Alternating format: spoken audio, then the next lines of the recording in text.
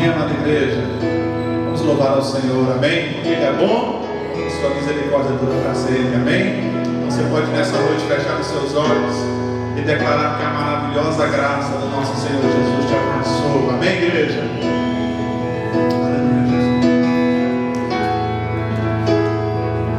Maravilhosa graça, teu amor que não falha, tomou meu lugar,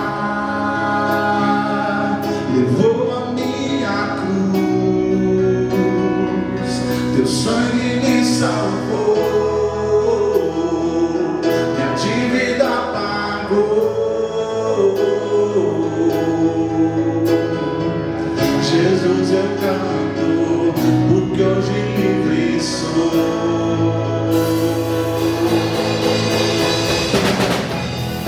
As palmas bem fortes. Aleluia.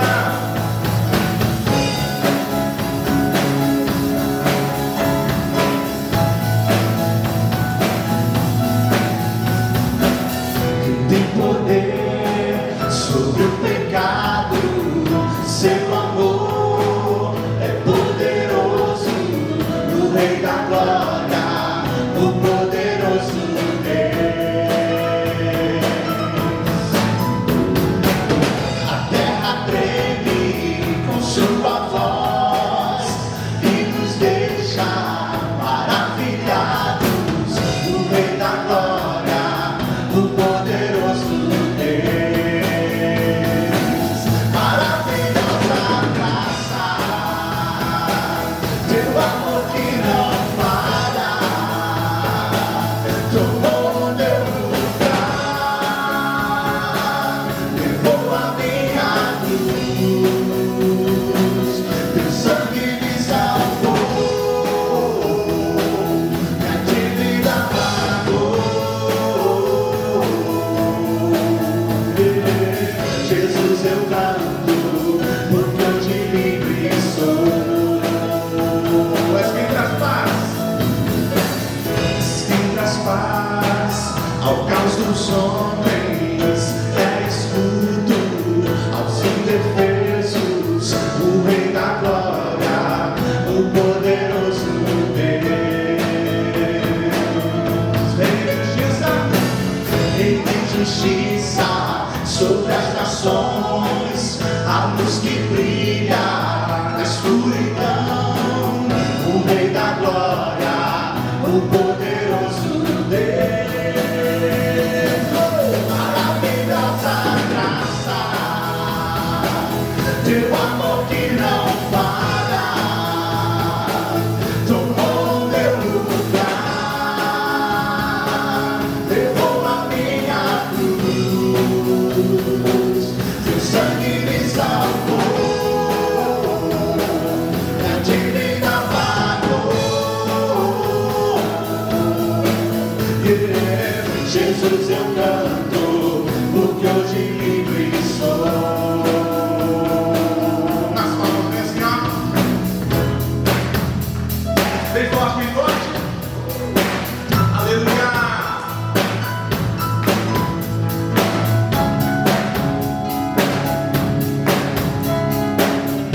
Declare digno Cordeiro.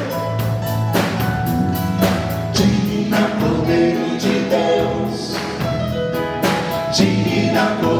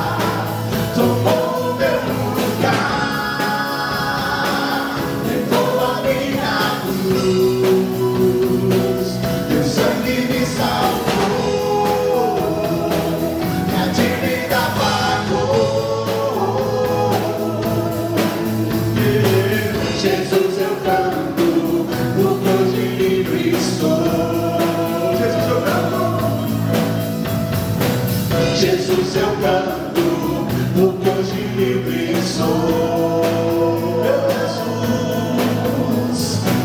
Jesus eu canto, porque hoje livre sou. Aleluia, aleluia, glória a Deus. Jesus, aleluia, aleluia.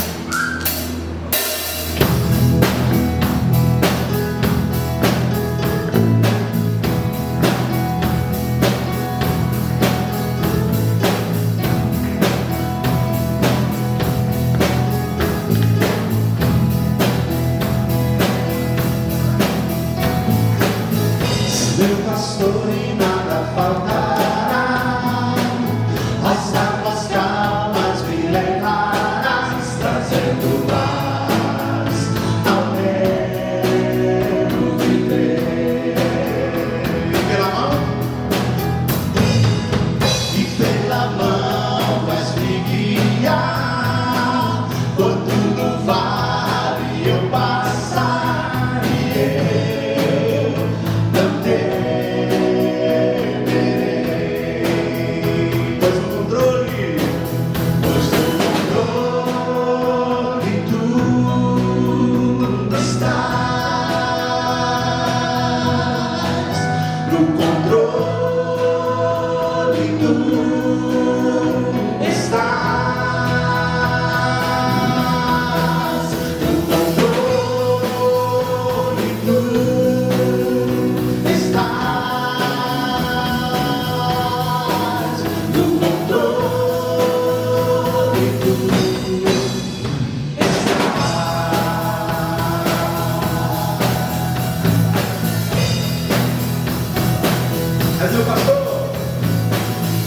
não pastor e nada faltará, as águas calmas me levarás, trazendo paz ao meu viver. E pela mão vais me guiar, quando tudo vale eu passar, e eu não tenho.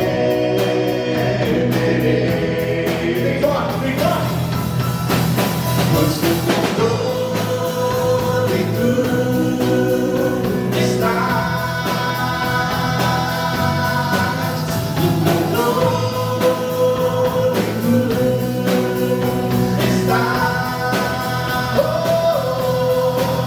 no controle tu estás, no controle tu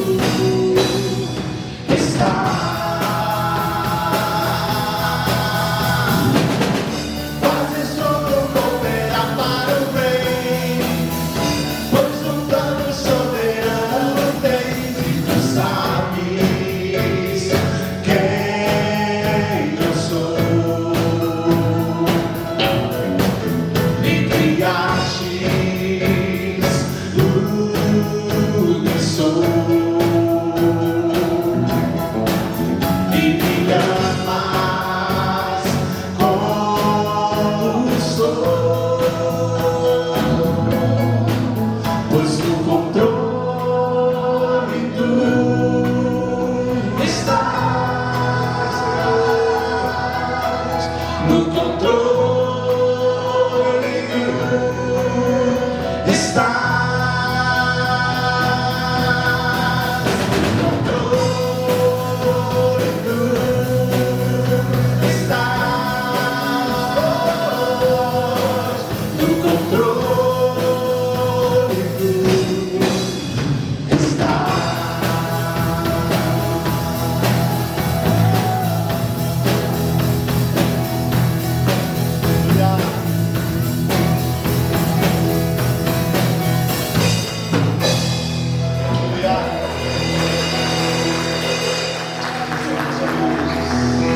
Maravilhoso és tu, Pai.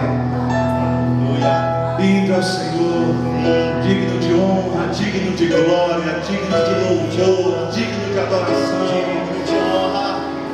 Adoramos a Ti nesta noite, Pai. No início eras a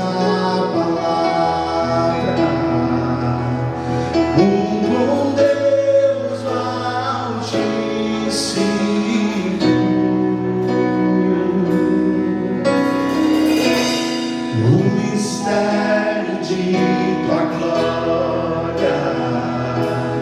Cristo em ti se revelou. Oh, quão lindo esse nome é! Oh, quão lindo esse nome é! O nome de Jesus, meu Rei. Oh, quão lindo esse nome é! Maior que tudo Ele é. Oh, quão lindo esse nome é! Nome de Jesus.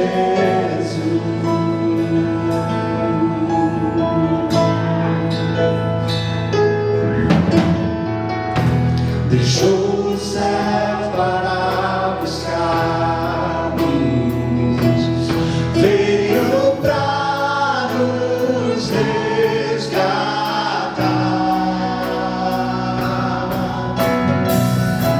Amor maior que meu pecado, nada vai nos separar. Oh, quão maravilhoso é! Oh, quão maravilhoso é o nome de Jesus, meu Rei.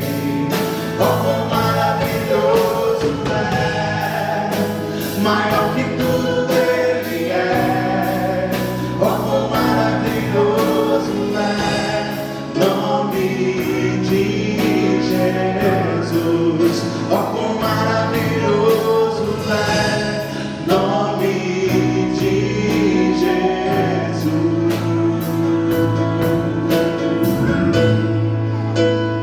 Aleluia, Senhor.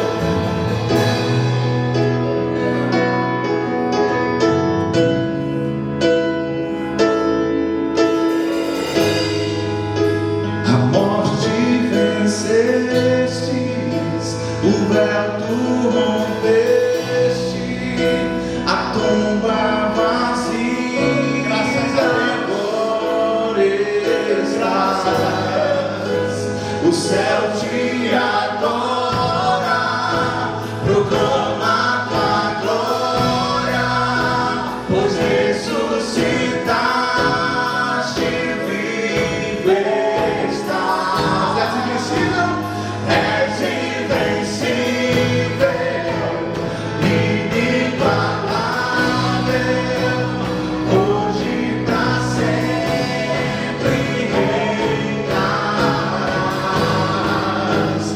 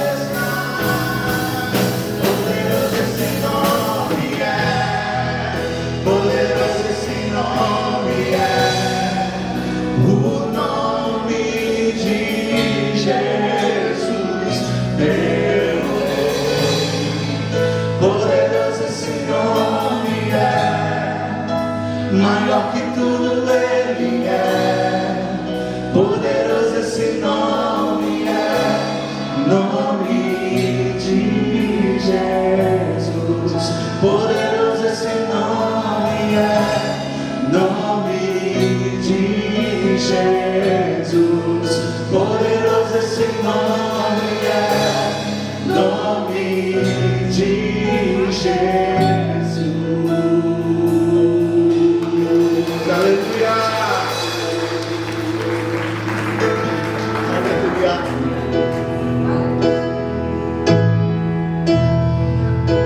Te dou meu coração e tudo que há em mim, entrego meu viver por amor a ti, meu rei. Meus sonhos rendo a ti e meus direitos dou. Orgulho vou trocar pela vida do Senhor. Declare. E eu entrego tudo a ti, tudo a ti. E eu entrego tudo a ti, tudo a ti.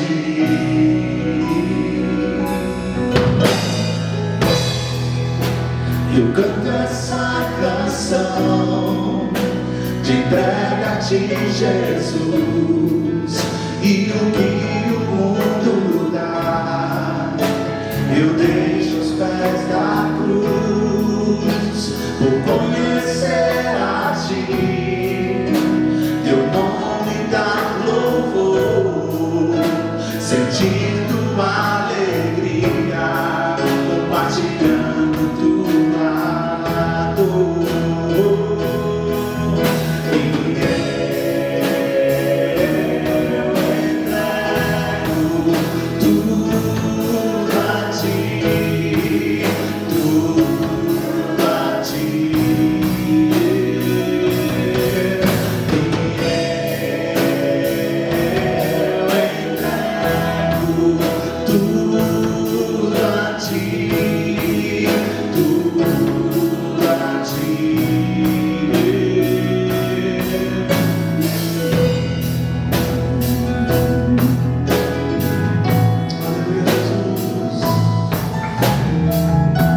A ti nós entregamos todas as coisas, Pai. A ti nós entregamos tudo que somos, Senhor.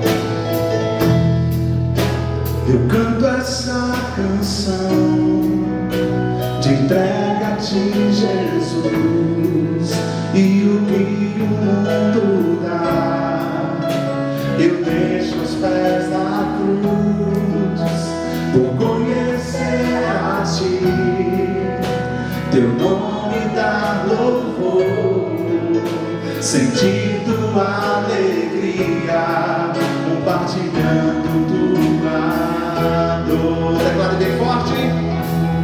E eu entrego tudo a ti, tudo a ti. E eu entrego tudo a ti,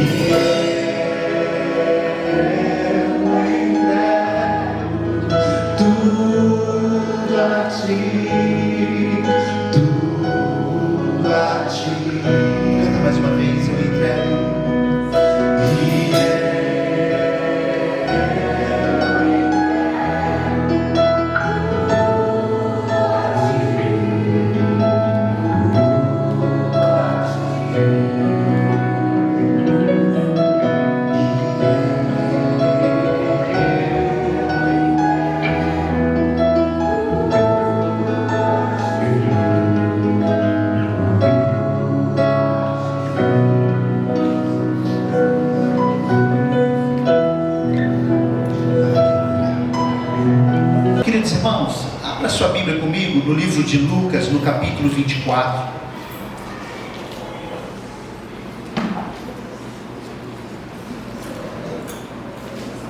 Lucas 24, a partir do versículo 13. Os discípulos no caminho de Emaús. Lucas, capítulo 24, a partir do versículo 13. Quem achou, diga amém. Amém. Diz assim, é uma leitura longa, mas eu preciso fazer essa leitura. Eu preciso que você leia comigo e me acompanhe nessa leitura. Diz assim a palavra do Senhor: naquele mesmo dia, ou seja, no dia da ressurreição de Jesus, ou no dia em que os anjos apresentaram ali as mulheres que foram levar adornos e aromas para o sepulcro de Jesus, naquele mesmo dia, ou seja, nesse dia, dois deles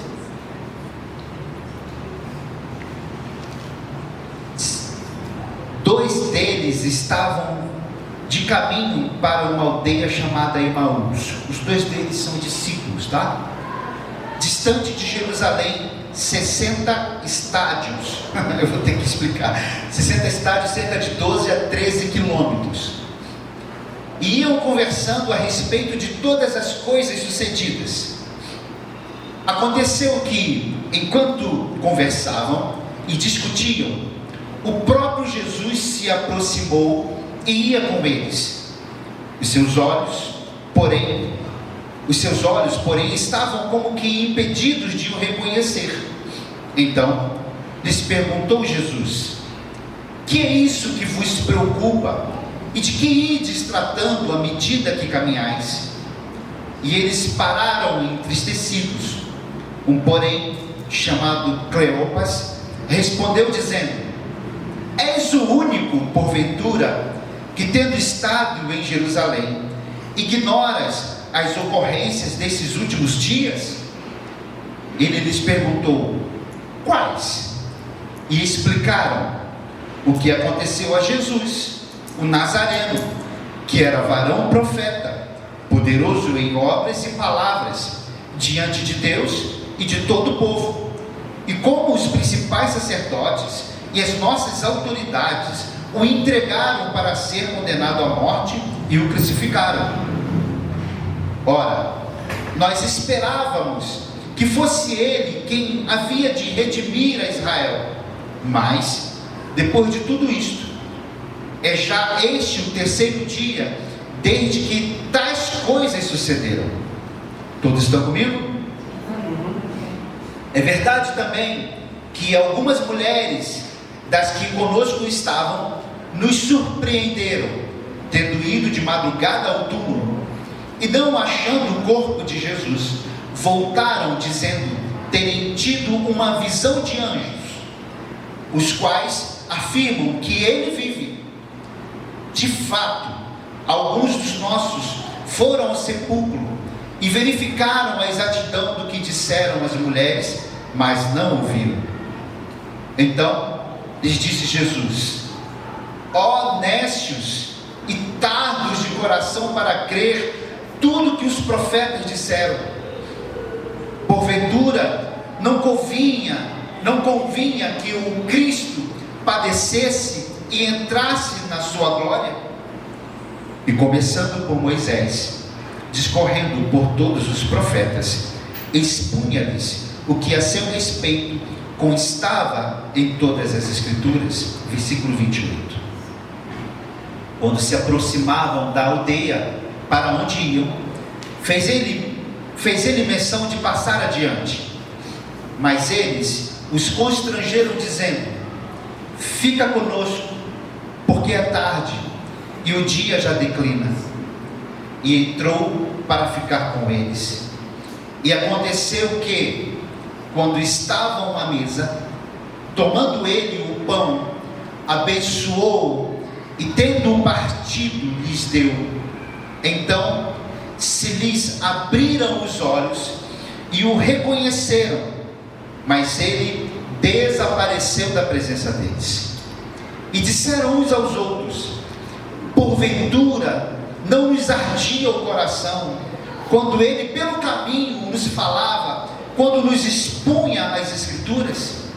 E na mesma hora, levantando-se, voltaram para Jerusalém, onde acharam reunidos os 11 e outros com eles, os quais diziam: o Senhor ressuscitou e já apareceu a Simão.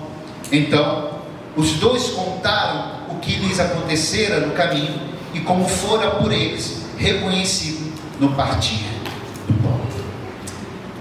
Pai, fala os nossos corações, Senhor, que a Tua palavra encontre guarida no coração e na mente de cada um dos meus irmãos e também do meu coração. Amém.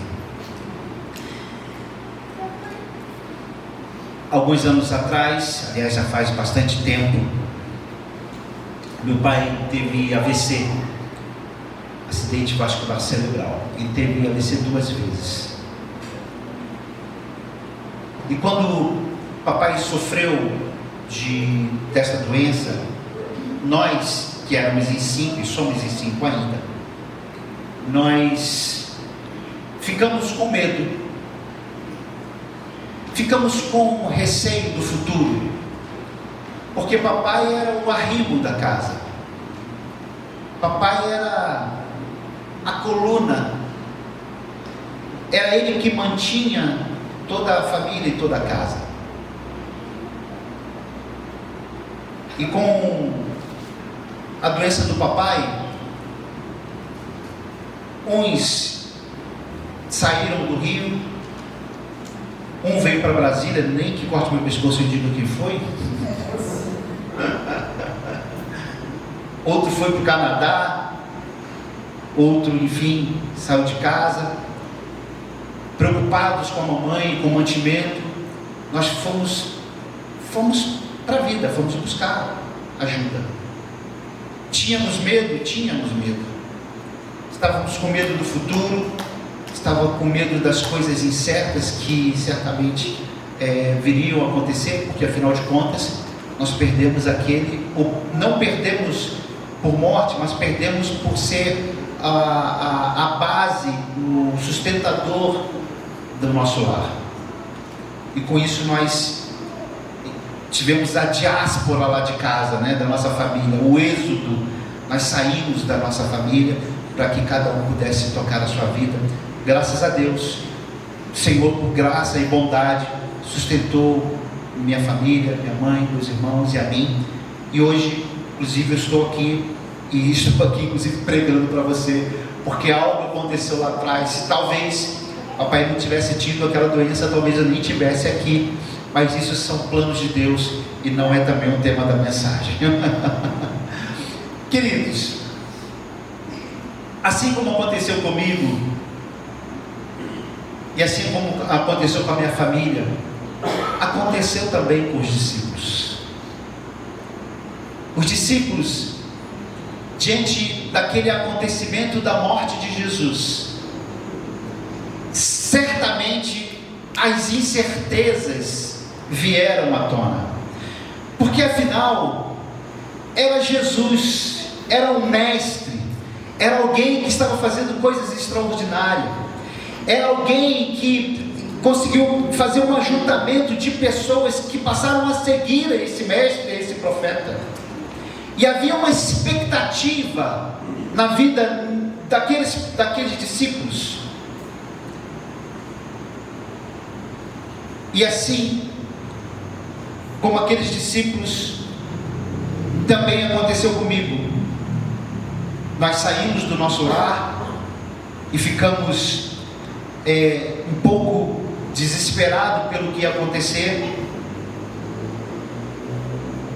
mas Deus, por sua infinita graça e bondade, como eu falei para vocês, Ele nos susteve.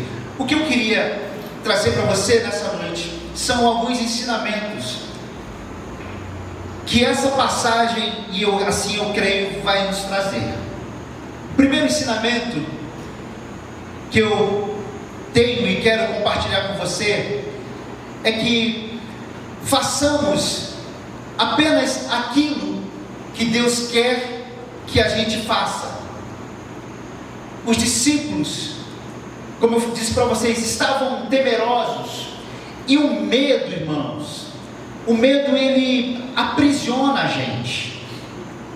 O medo impede, às vezes, da gente tomar certas atitudes, certas ações. Na verdade, o medo pode fazer 3 coisas conosco. Com o medo, você pode recuar e fugir. Com o medo, você pode enfrentar situações. Ou com o medo, você também pode ficar paralisado. Esse talvez seja a pior situação do medo. É quando ele paralisa a gente. E a gente não tem forças sequer para levantar da cama, porque a gente tem medo. Medo do que vai ser o amanhã, medo do que vai acontecer comigo, medo de morrer, medo do futuro. Se você lembrar bem, quando Deus usou Moisés para libertar o povo do Egito, e o povo estava diante do Mar Vermelho e atrás do exército de Faraó, diz a palavra que o povo teve medo. E ao ter medo, parte daquele povo começou a murmurar, a reclamar contra Deus, contra Moisés e contra toda aquela situação, porque o medo faz isso. O medo muitas das vezes nos leva a tomar atitudes equivocadas. A situação dos discípulos é que eles estavam sofrendo.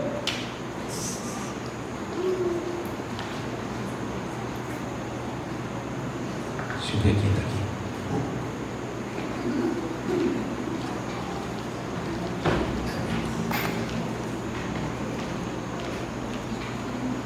Aí. Quem está me ouvindo, diga amém. Amém. Isso.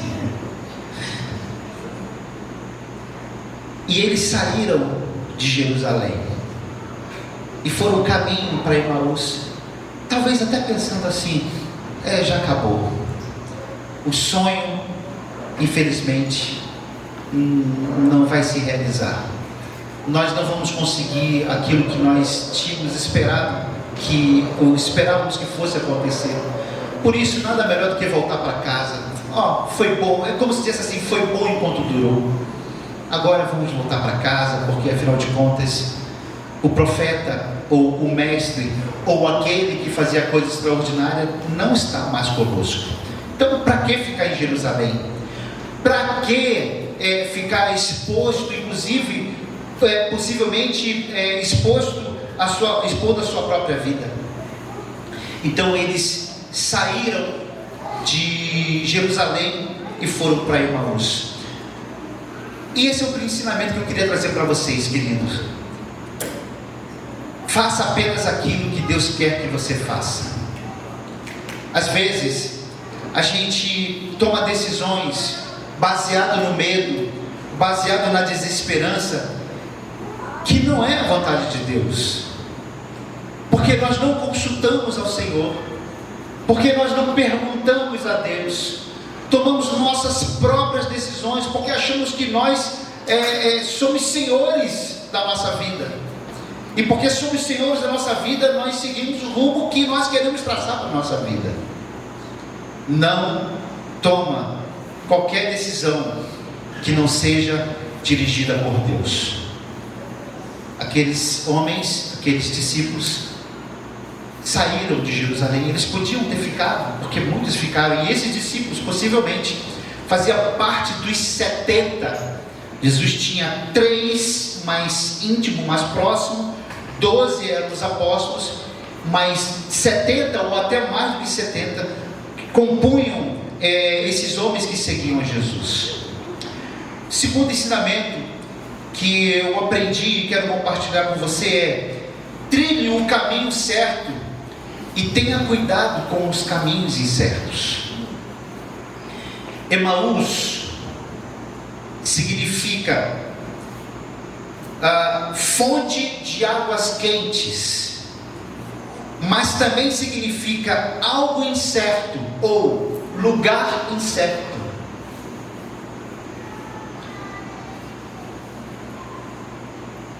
vezes a gente está diante de situação em que a gente toma as decisões de forma equivocada. Aqueles discípulos estavam no caminho, sendo que na verdade eles deveriam estar em Jerusalém. Eles preferem seguir seus próprios caminhos, ou preferiram fazer isso, fazer o que julgam ser certo, sem consultar a Deus, o que muitas das vezes leva a perigos e às ameaças. Enquanto Emaús significa algo incerto, Jerusalém significa lugar de paz. Aqueles discípulos, eles trocaram o lugar incerto, ou melhor, eles trocaram o lugar de paz por um lugar incerto.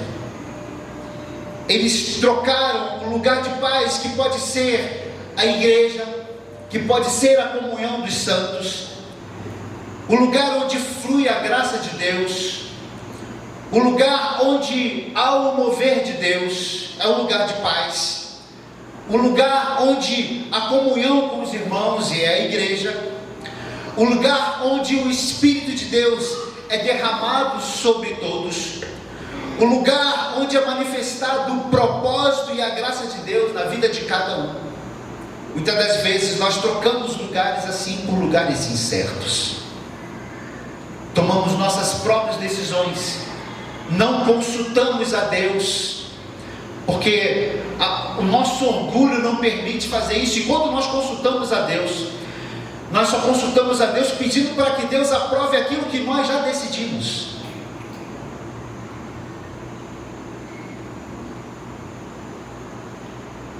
Não troque as fontes, ou melhor, não troque o lugar de paz por um lugar incerto.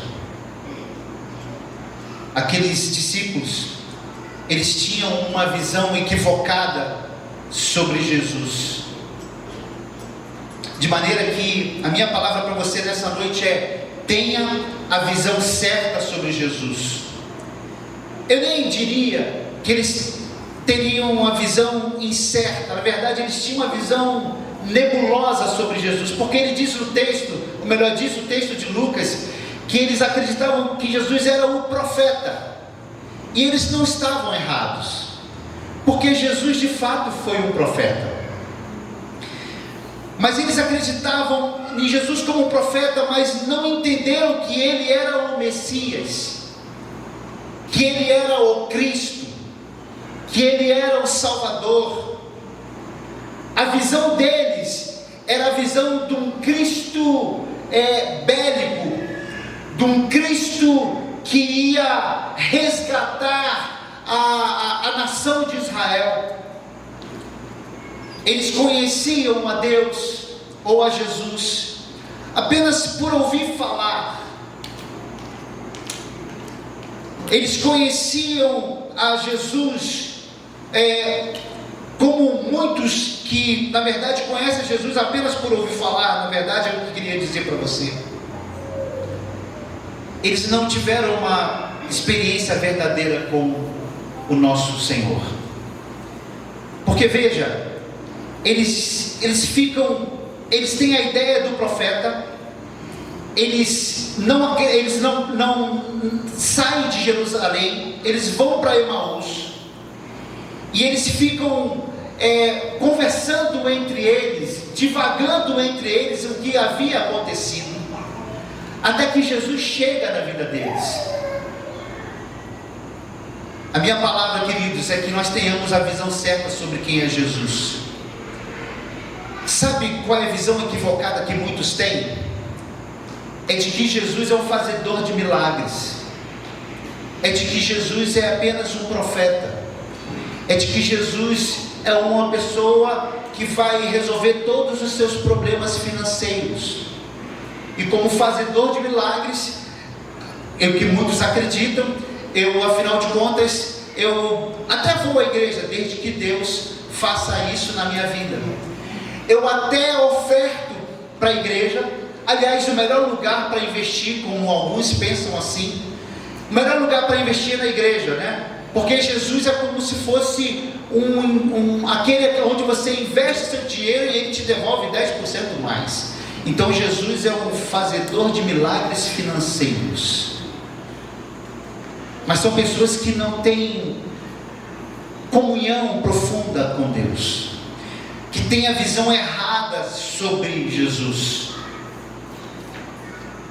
Jó, que viveu tempos difíceis, que perdeu seus filhos, que perdeu a riqueza, que perdeu bens, que perdeu quase tudo na vida, inclusive a sua saúde. No final da sua vida, ou melhor, no final do texto, no último capítulo do livro de Jó, ele diz: antes eu o conhecia de ouvir falar, mas agora os meus olhos te veem. Significa dizer que agora ele tem a visão certa sobre quem é Deus. E nós precisamos ter a visão certa de quem é Deus, amados. Jesus não é um mágico que no estalar de dedos faz milagres. Jesus não é um gênio da lâmpada que está pronto a no estalar de dedo, quando você esfregar a lâmpada, ele está aqui pronto para fazer um milagre para você. Nós precisamos ter a visão certa de quem é Jesus. Aqueles discípulos, embora eles tenham caminhado com Jesus, eles não tinham a visão certa sobre quem era Jesus.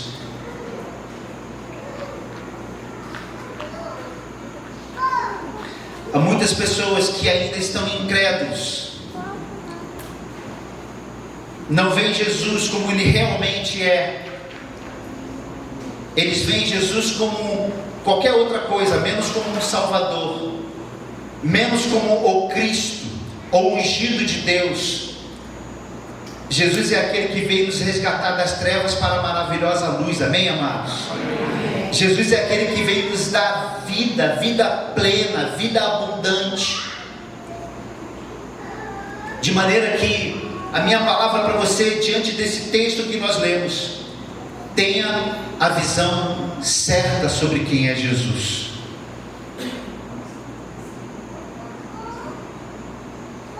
Tenha a expectativa certa sobre quem é Jesus. Porque uma coisa é você ter a visão, e outra coisa é você ter uma expectativa. Porque se você tem uma visão errada, você gera expectativas erradas. Quem tem visão errada gera expectativas erradas e culmina em falsas esperanças. E por culminar em falsas esperanças, gera crise emocional e tantas outras crises, e crises profundas. Quantas pessoas você conhece que tem visão errada sobre o reino de Deus, que tem visão errada sobre Jesus, e por ter a visão errada sobre Jesus, tem expectativas erradas sobre o reino de Deus? Eu acabei de trazer um exemplo para você. Aquelas pessoas que ofertam ou dão dinheiro buscando uma barganha com Deus. Ele tem uma visão errada sobre Deus, e logo ele tem uma expectativa errada. Qual é? É de que Deus vai devolver para ele muito mais do que ele ofertou. E ele só pensa assim porque ele tem uma visão errada sobre Deus. Ou aquela pessoa que está sempre querendo uma troca com Deus, de fazer algo, ou vai à igreja, ou vai a um culto de oração, ou vai aos cultos dos milagres, apenas porque ele quer receber um milagre. E se ele receber um milagre, ele passa a prometer para Deus algo. Então ele tem uma visão errada, mas ele está numa expectativa de que algo acontece com ele. É uma expectativa também equivocada. Visão errada gera expectativa errada, que culmina em falsas esperanças, e que por sua vez gera crises profundas. E quando isso acontece, tais pessoas não reconhecem mais a Jesus como Senhor. Aqueles discípulos do caminho de Emaús, eles tinham uma expectativa errada sobre Jesus, porque no texto que nós lemos, ele diz assim: nós estávamos contando que ele fosse fazer algo. Olha a expectativa. Nós estávamos contando que ele fosse redimir a Israel. Olha a expectativa. Estava com a expectativa equivocada. O que aconteceu foi que Jesus não resolveu o problema deles. Eles queriam um Jesus forte, um Jesus que viesse destronar o governo romano, um Jesus que viesse resolver todos os seus problemas. Mas o que ele viu foi um Jesus que não destruiu os seus inimigos, pelo contrário, ele morreu crucificado. A expectativa certa, qual que é então, pastor? A expectativa certa que nós devemos ter, amados, é de que nós nascemos para glorificar o Senhor. Você nasceu para glorificar a Deus. E como é que nós glorificamos a Deus, pastor? Colocando Deus acima de todas as coisas. Quando você faz isso, você glorifica a Deus. Quando você, ainda que perca algo, mas pensando em promover a glória de Deus, você glorifica o Senhor. Você glorifica o Senhor quando você honra outras pessoas, para que o nome do Senhor seja glorificado e exaltado. Porque, como diz o próprio Jesus, mais bem-aventurado é dar do que receber. Nós glorificamos a Jesus, e essa é a expectativa e a visão certa que nós precisamos ter quando nós fazemos a vontade de Deus. Fazer a vontade de Deus e obedecer a Deus é ter a perspectiva certa, amados. Aqueles discípulos, eles tinham uma visão errada que gerou expectativas equivocadas. Em quinto lugar, o que eu aprendi e quero trazer para você é: creia no sobrenatural de Deus. Havia uma crença de que a alma deixava o corpo no terceiro dia depois de morto. Ou seja, se algo não tinha acontecido até aquele momento, não ia acontecer mais. Aqueles discípulos, lembra que ele falou assim, mas já fazem 3 dias que isso aconteceu? Ou seja, não vai acontecer mais nada. Porque talvez eles estivessem esperando que ainda acontecesse algo extraordinário. A terra abrisse, se um terremoto acontecesse, ou as autoridades romanas morressem, alguma coisa tinha que acontecer, ou o próprio Jesus ressuscitasse, não sei. Mas alguma coisa para aqueles discípulos precisava acontecer. Mas eles já estavam desiludidos, por quê? Porque havia a crença de que a alma deixava o corpo no terceiro dia, e já era o terceiro dia, logo nada mais ia acontecer, porque a expectativa deles estava equivocada. Os 2 homens, os 2 discípulos, depositaram suas esperanças em algo que Jesus não veio fazer e nem prometer. Jesus não veio libertar a nação judaica da sujeição romana. Jesus não veio libertar o povo judeu do Império Romano, mas ele veio libertar a humanidade do Império das Trevas. Aliás, se nós estamos aqui, é porque ele nos libertou do Império das Trevas e nos transportou para o reino do Filho do seu amor. Esta é a obra maravilhosa de Jesus, amados. Nos tirar das trevas para a maravilhosa luz. É restabelecer a comunhão que havia se perdido no Éden. É restabelecer a paz entre Deus e os homens. Foi isso que Jesus veio fazer. E foi isso, algo muito maior, algo muito melhor para aqueles homens: o perdão dos pecados, a vida eterna. E por isso hoje nós estamos aqui, porque nós temos vida eterna em Cristo Jesus. Amém, amados?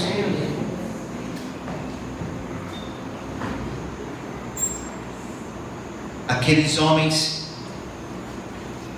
eles não creram no sobrenatural de Deus.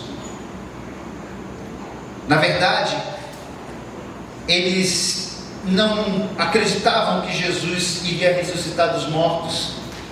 E foi muito importante o próprio Jesus se apresentar para ele, porque o próprio Jesus começou a apresentar a eles aquilo que os profetas já haviam dito sobre ele próprio e o que iria acontecer.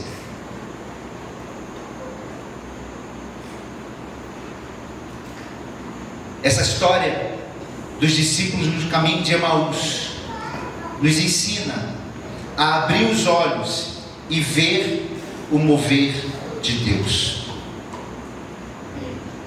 Aqueles homens, quando Jesus agradeceu a Deus pelo pão, os olhos deles se abriram. Irmãos, isso já traz um ensinamento muito importante. Tem a ver com comunhão. A palavra do Senhor diz que nós seremos conhecidos como os discípulos de Jesus pela comunhão e pelo amor que nós temos uns com os outros.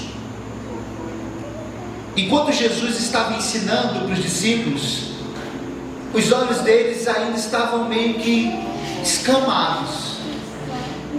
Enquanto eles estavam no caminho, ouvindo, os olhos deles, as vistas estavam ainda anuviadas.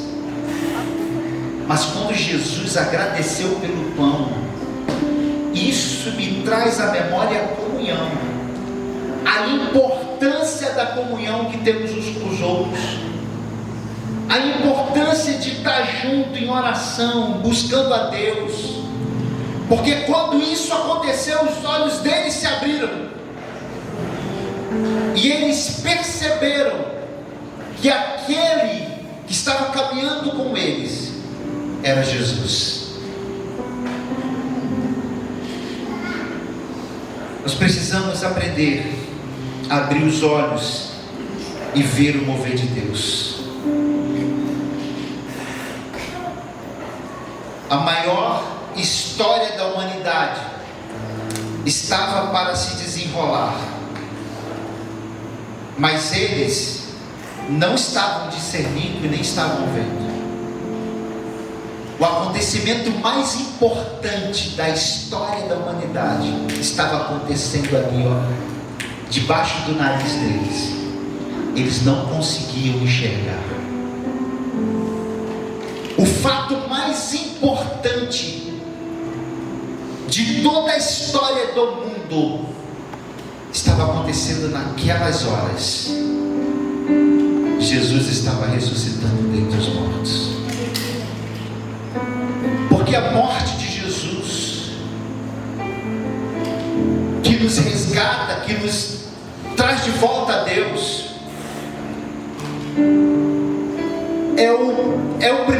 é um passo importante que nós precisamos conhecer. Mas o valor da morte de Jesus está na ressurreição de Jesus, amados. Porque se Jesus só morresse e não ressuscitasse, ele não seria Deus.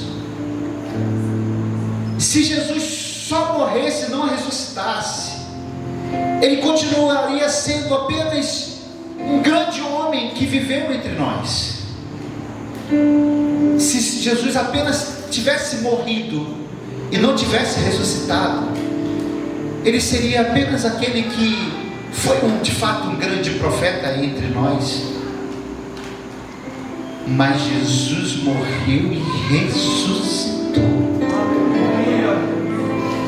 razão pela qual as nossas canções não são vãs, razão pela qual a comunhão que nós temos aqui uns com os outros aqui nesta casa de oração não é vã, razão pela qual nós estamos aqui hoje, porque senão seria só história. O O sepulcro está vazio, queridos. O sepulcro está vazio. A minha oração é que você abra os olhos e veja o mover de Deus. Porque algo está acontecendo. Deus está fazendo algo extraordinário. Algo no nosso meio, o mover, o milagre. Não porque você quer que Ele faça o milagre, mas porque Ele é um Deus que faz milagres. Talvez você esteja à procura de um milagre, à procura de uma bênção.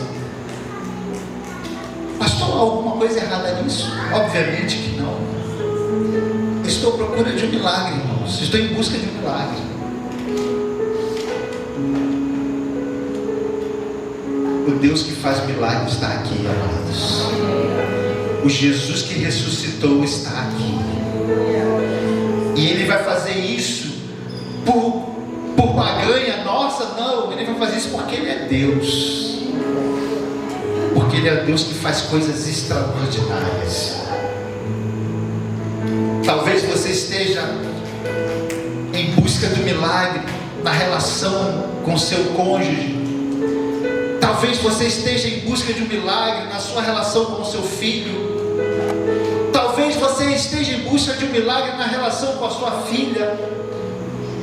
Talvez você esteja em busca de um milagre para resgatar o relacionamento com a sua esposa ou com o seu esposo.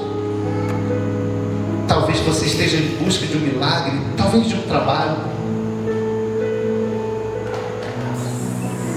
Quando nós temos a visão certa e a expectativa certa, Deus vem e faz milagre, queridos. Assim eu creio. Não é porque eu estou barganhando com Deus, mas é porque Deus tem prazer em ofertar. Deus tem prazer em dar. E eu creio que milagres vão acontecer. Aqueles homens, eles estavam com seus olhos anuviados, meio que míopes espirituais. Eu tenho miopia, irmãos, 5 graus em cada um. 5. E tem um astigmatismo, ainda vejo assim, ó. Se tirar assim, eu só vejo assim. Quem está vendo? Estou vendo um monte de árvore, como diz o ó, vejo só gente que cores, irmãos. Se eu não conhecesse vocês, eu não ia descobrir nunca quem eram vocês. Tem muita gente assim, míope espiritual. Está vendo com a miopia espiritual, os olhos ainda estão anuviados. Mas o Deus que faz milagres também é aquele que nos faz enxergar espiritualmente, que abre os nossos olhos espirituais para que a gente veja e perceba o presente que nós recebemos de Deus. Aqueles discípulos, eles saíram de Jerusalém fugindo de tudo aquilo que tinha acontecido, como eu já falei, talvez com medo, talvez desesperançosos. E talvez você esteja aqui também com medo, desesperançoso, desesperançosa por algo que aconteceu na sua vida. Quero dizer aqui para você que Jesus é aquele que está caminhando com você. Você não merece, mas Ele continua caminhando com você. Você não merece, né? Porque você não é bonito como eu. É porque nós não merecemos nada mesmo, não, irmãos. Olha para a sua vida, olha quem era você. Quando você conta a sua história, não valíamos nada, mas é por graça de Deus, é bondade de Deus, amados. Se o Senhor nos concede algo por bondade, talvez a gente esteja como aqueles discípulos, caminhando meio que sem rumo, sem destino, ou indo para Emaús, lugar incerto, trocando um lugar de paz por um lugar incerto. O meu conselho para você é: fique no lugar de paz. Fique no lugar de paz. E se Deus mandou você ficar, fique no lugar de paz. no lugar onde vai ter comunhão, no lugar onde vai ver o mover de Deus, no lugar onde vai ter o sobrenatural de Deus. Eu continuo crendo que Deus continua fazendo coisas extraordinárias, irmãos. Eu creio. Deus continua fazendo coisas extraordinárias. Deus continua fazendo milagres. Deus continua limpando as nossas vistas para a gente poder enxergar, porque pode ser que a gente esteja enxergando de forma míope. A minha oração é que você trilhe o caminho certo, é que você tenha a visão certa, é que você tenha a expectativa certa sobre Jesus, é que você continue crendo no sobrenatural de Deus, e é que as escamas dos nossos olhos caiam em nome de Jesus. Convide o Senhor para entrar, fazer morada cada vez mais na nossa vida. Quando ele agradeceu, a visão daqueles homens se abriram. Vamos ficar em pé, queridos.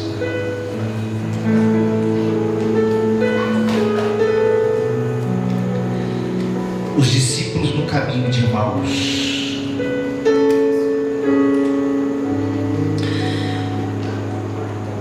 Talvez você esteja vivendo uma semana difícil,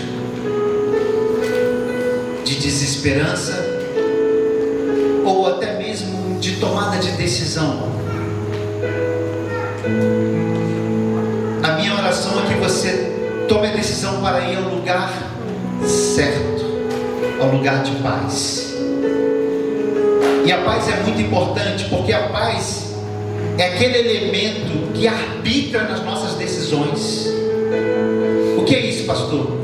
Significa dizer que a paz é o indicativo de que estamos tomando a decisão certa quando a gente precisa tomar uma decisão.